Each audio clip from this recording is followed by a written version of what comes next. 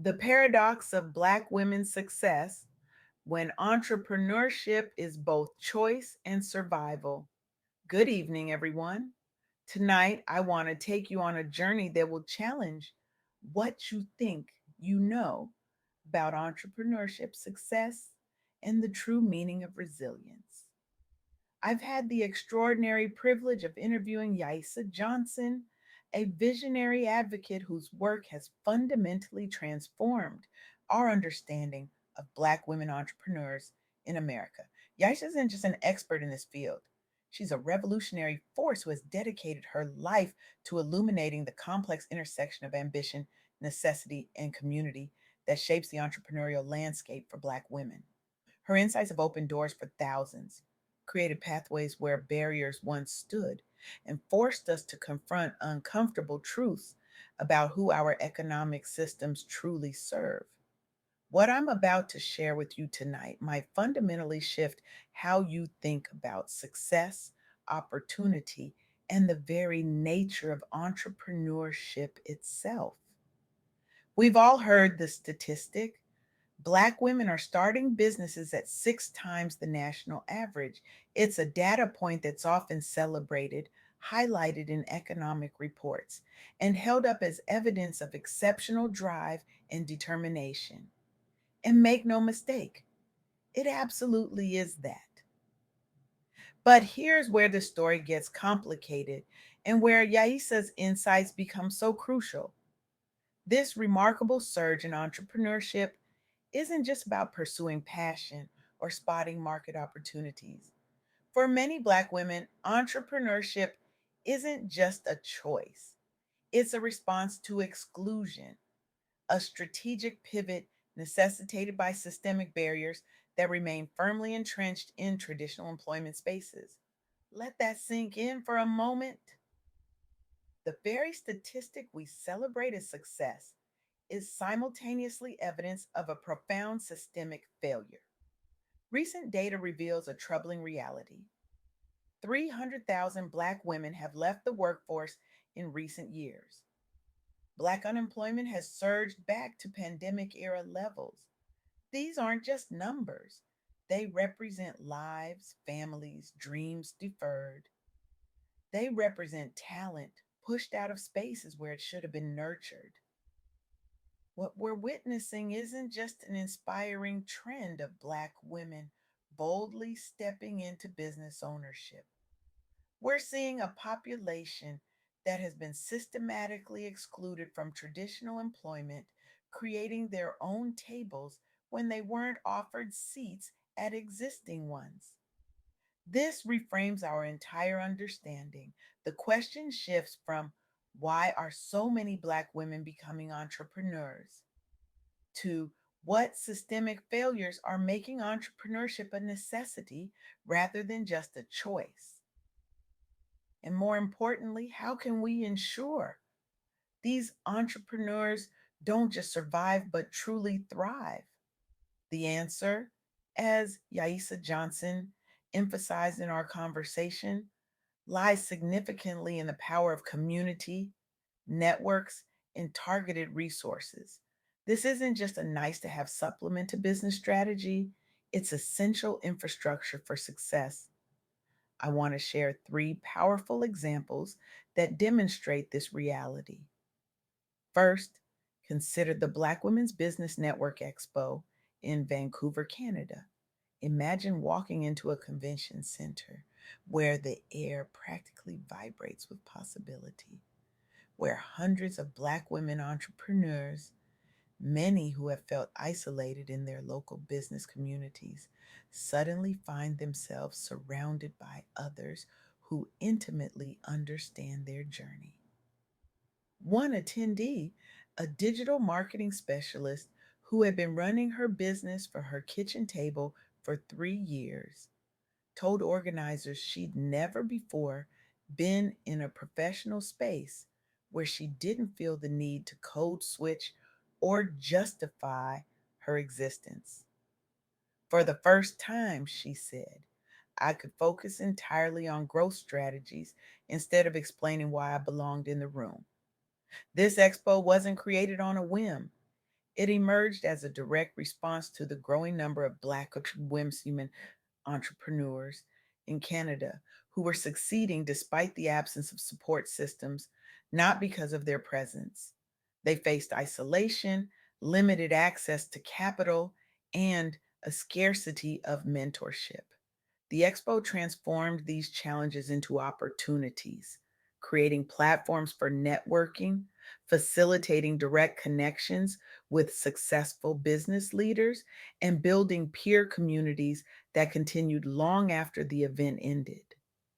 Attendees consistently reported increased confidence, expanded professional networks, and concrete actionable strategies for growing their businesses. What began as a small gathering has grown each year in both attendance and impact, attracting national media attention and corporate sponsorships. But its true power lies in the ripple effects, how it has fostered a new generation of Black women business leaders who are transforming the entrepreneurial ecosystem across Canada. Let's travel south to Houston, Texas, home of the Afrotech Conference, one of the largest Black tech conferences in the United States. In an industry where Black professionals represent just 7% of the tech workforce and Black founders receive less than 1% of venture capital funding, this space isn't just valuable, it's revolutionary.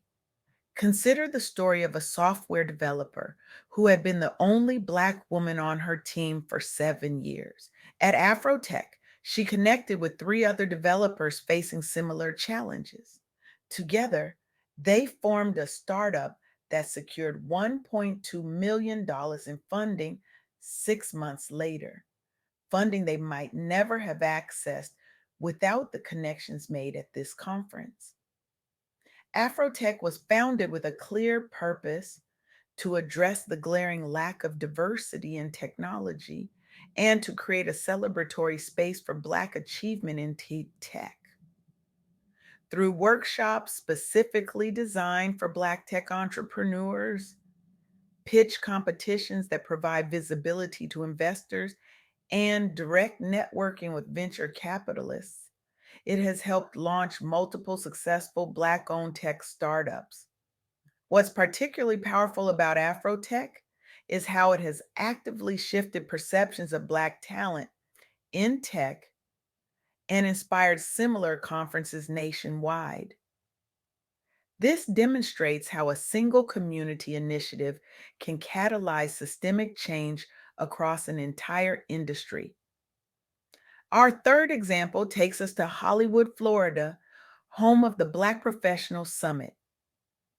This comprehensive annual event focuses on career advancement, entrepreneurship, and wealth building for Black professionals who often struggle with navigating corporate advancement and building generational wealth in the face of persistent systemic inequities. One participant, a mid career finance professional, had been passed over for promotion 3 times despite consistently outperforming her peers. At the summit, she connected with a mentor who helped her navigate the politics of advancement while simultaneously developing a wealth building strategy that reduced her dependence on her employer. Within 18 months, she had both secured her promotion and launched a successful side business. The summit provides skill building sessions, mentorship opportunities, and wealth management workshops specifically tailored to the unique challenges faced by Black professionals. Participants regularly report promotions, successful business launches, and improved financial literacy as a direct result of their involvement. What these three examples collectively demonstrate is profound. They show that when Black women entrepreneurs and professionals have access to spaces specifically designed for their needs and challenges, transformation happens. Not just individual business growth, but community wide elevation. This brings us to a critical realization that Yaisa Johnson emphasized.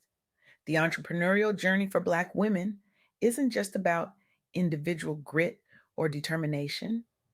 It's about access to community, resources, and networks that understand the unique challenges they face. The traditional narrative of entrepreneurship often celebrates the lone visionary, the individual who breaks through barriers through sheer force of will. But this narrative fails to acknowledge the structural barriers that make some entrepreneurial journeys fundamentally different from others. For Black women entrepreneurs, community isn't just a nice addition to the business journey, it's essential infrastructure. It provides access to capital when traditional banking systems have historically excluded them. It offers mentorship when professional networks have been systematically closed to them. It creates visibility when marketing channels have overlooked them. This reframing matters deeply because when we understand that Black women's entrepreneurship is often born of necessity as much as opportunity, we can better appreciate why community support structures aren't optional. They're vital. And here's where this insight becomes actionable for everyone in this room, regardless of your background or industry. We all have a role to play in building, supporting, and amplifying these community structures.